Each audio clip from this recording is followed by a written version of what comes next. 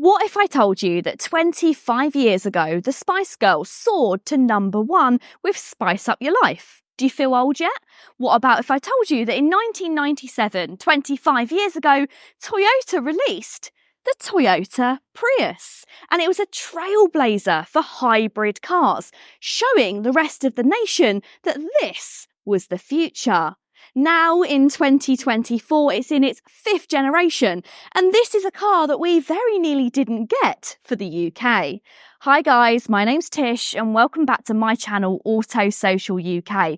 In today's video, I'm going to be telling you everything there is to know about the latest generation Toyota Prius, and also a little controversial thing about it, the fact that it's now only plug-in hybrid. So if that sounds good, then please keep watching, and if you like new car reviews and car content, then go ahead and hit the subscribe button. So first of all, let's start by talking about the design. This is something which has majorly changed for this latest generation car, and lots of people are saying that this is the best looking Prius ever. To me, I'm still not fully sold. I don't think I'm the target audience for this car. Sure, I can appreciate that it looks better, but I'll always be an SUV girl, whether that's controversial to say or not. But it does look a lot more dynamic, and they've been really going for aerodynamics with this. You can see you've got a really low down nose and it's really swooping all across the roofline. In fact, the roofline is even swoopier, if that's a word, than it ever has been. You also get new snazzy alloy wheels, which look a lot smarter and in fact enhance this car a lot. I also really like the lines and edges. It's really simple, but it actually feels quite classy by keeping simple. Previous generation Prius interiors were not particularly exciting, but this one, yes, not really that much more exciting. I am being a little bit harsh because it does feel a lot more modern inside of this interior. They have made some real significant upgrades. I really love the staggered dashboard, and you've almost got this aluminium effect with the ambient lighting which runs underneath the leather part of the dash. It's really interesting actually, and it all flows very nicely. You've got the new screen that you'll find in a lot of Toyota products, including the BZ4X and also the new Toyota CHR. You've got Prius spelled out underneath it, which I really like. Once again, that feels a little bit retro in its styling. You've got physical climate control dials, and I know that'll make so many people happy, and they feel really nice to press as well. They're in this kind of piano key design and really easy to use when you're driving too. You've got USB charging just underneath these controls, and you've also got a storage section in there, but open it up and it reveals an even bigger amount of storage, which even says #secret storage compartment. Not really sure how #secret it is anymore. You've got 2 cup holders. You've got a little bit of storage, which in other countries I've seen is a wireless charging pad. So I need to double check if we're going to get that in the UK because I really liked that design. You've got the classic Toyota gear selector, and you've also got a little bit of storage inside this center console and 2 more USB-C chargers. That means you've got 2 up front, 2 in the middle, and 2 in the back as well. So 6 chargers is really impressive.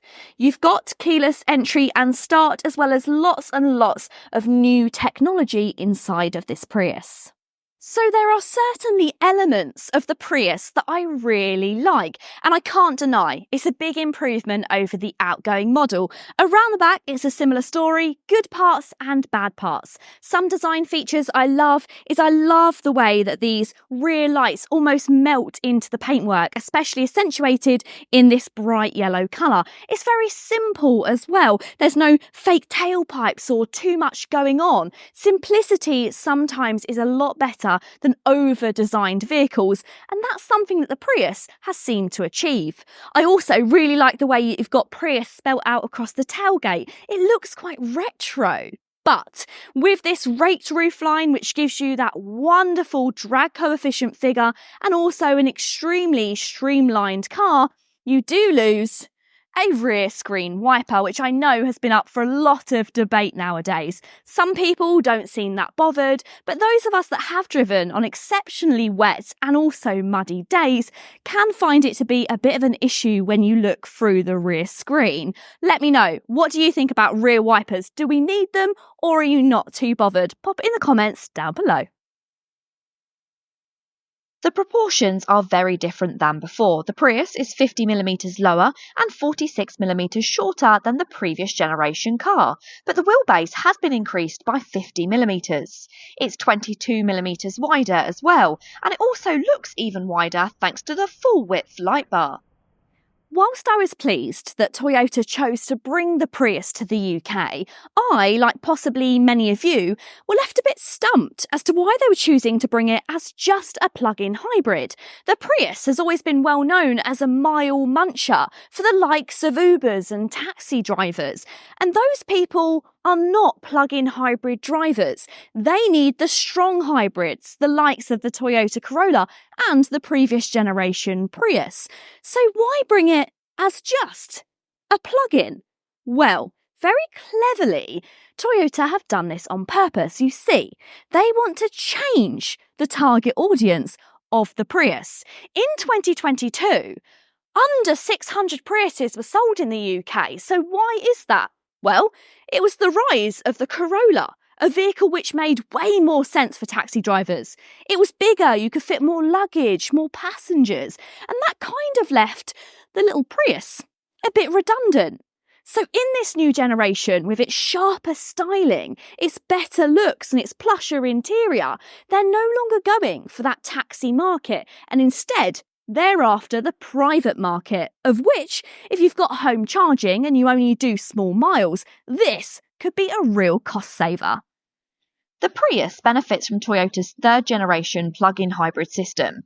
There's a higher capacity battery that not only boosts electric driving range, it also allows more energy to be harvested from the regenerative brakes. The 2024 Toyota Prius plug-in hybrid has a pure electric driving range of up to 53 miles when fully charged, which Toyota pride themselves on being as accurate as possible. But the big news is power is up, and quite significantly. I'm not talking about 10, 20 or even 50 brake horsepower. The new engine produces a whopping 99 brake horsepower more than the outgoing model, bringing it up to 220 brake horsepower. And that power comes from a 2-litre petrol engine and twin electric motors. As a result, the 0 to 62 mph time has improved to an impressive 6.8 seconds, whilst actually still maintaining low emissions of just 11 grams per kilometre of CO2, achieving up to 564.9 miles per gallon on the WLTP test cycle. God, I hate those silly MPG plug-in figures. The important bit is the battery boasts a capacity at 13.6 kilowatt hours, yet it's smaller than the previous model's lower capacity battery, and it offers up to 53 miles of electric-only driving. Whilst you're in electric, this is where you'll see that ridiculous MPG figure. But I don't actually think the electric-only plug-in driving is this car's unique selling point. Sure, 53 miles is very usable, and that's going to be good for the average person going to and from work. But most of the time, the problem with plug-in hybrids is once you've run out of that plug-in power, it's just a really heavy car. And most of the time, you'll get low MPG figures when you've run out of your electric, but not with Toyota. You see, when you run out of that fully electric, then it becomes a self-charging hybrid, meaning it's still able to achieve in upwards of 50 miles per gallon, even when running on empty. It seems an interesting design choice to take away the top-mounted quarter door handles on CHR, but then do the opposite when it comes to Prius. They've actually added them instead of the standard door handles that it used to have. And you can't even really say it's because of aerodynamics, because it's still got standard door handles. They could have just made them pop-out door handles like lots of other cars are.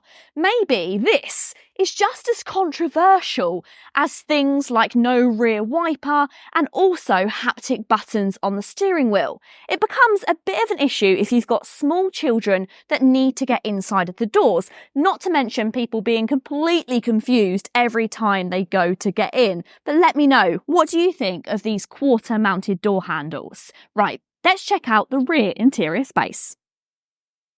Well, it's actually quite a lot better than I was expecting. Sure, because of that sloping low roofline, I haven't got the most amount of headroom, but I'm 5'6", and because these seats are slightly reclined, it just gives you a bit more that I wasn't expecting.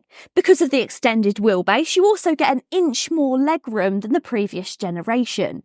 The amenities are okay, and I'll stop at that. You've got 2 cup holders inside of this armrest, but not in all versions, which I think is a little bit stingy. You get 2 USB-C charge points, and you have got a pocket, but only on the passenger's seat, not on the driver's seat. Although that just means the kids have got less space to lose items. You do have some storage inside the doors for a water bottle, and it all feels very comfortable with that same imitation leather. Sure, it's not the best cabin, and especially it's missing out on any rear climate, but I think for shorter journeys, within that 53 miles of electric range, I would be perfectly happy sitting in the back of this Prius.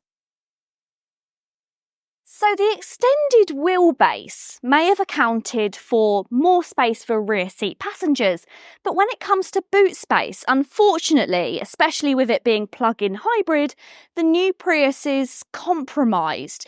Inside of this boot, you get under 300 litres, which is a real shame in my opinion. It's very, very shallow, and in fact, should have tidied it up because as you can see, a few cables sprawled around and it's already looking pretty full up. It does, however, despite being pretty low everywhere else, have quite a nice load area to be able to lift items into. It's kind of at waist height rather than being too low or too high, so getting things in and out of the boot will be fantastic. I'm also really impressed with a car like this to still get an electric tailgate. Being a plug-in only, that does push the price of the Prius up, and there's 2 grades. The design starts at £37,315, and it gets some less trendy 17-inch aero wheels and cloth seats, but plenty of features, including a built-in sat-nav, smartphone connectivity, keyless go, and 2-zone climate. The Excel model that I've been driving does just nip under the luxury car bracket at £39,995, but it goes all out on spec, adding the upgraded wheels, full imitation leather interior, a digital rearview mirror, heated and ventilated seats, and that powered boot. So, the important question is, has Toyota made the correct choice in bringing the Prius to the UK? Has the dynamic styling and the only option of a plug-in hybrid been enough to mean that they'll actually shift more units than they did in previous years? I think it's now a really strong position within the market, and having that plug-in hybrid has completely changed who will buy the Prius. But will there be enough that will buy it? Well, let me know. Are you thinking of buying the new 2024 Toyota Prius? Pop it in the comments down below. Let me know all your thoughts and feelings. And if there's anything else you'd like to know about the Prius that I haven't covered, then pop it in the comments and hopefully I can find out and get back to you. I really hope you have enjoyed this video. If you have, go ahead and give it a big thumbs up. And if you want to see more, then you're in the right place. Go ahead and hit the subscribe button. Until next time, guys. See you later.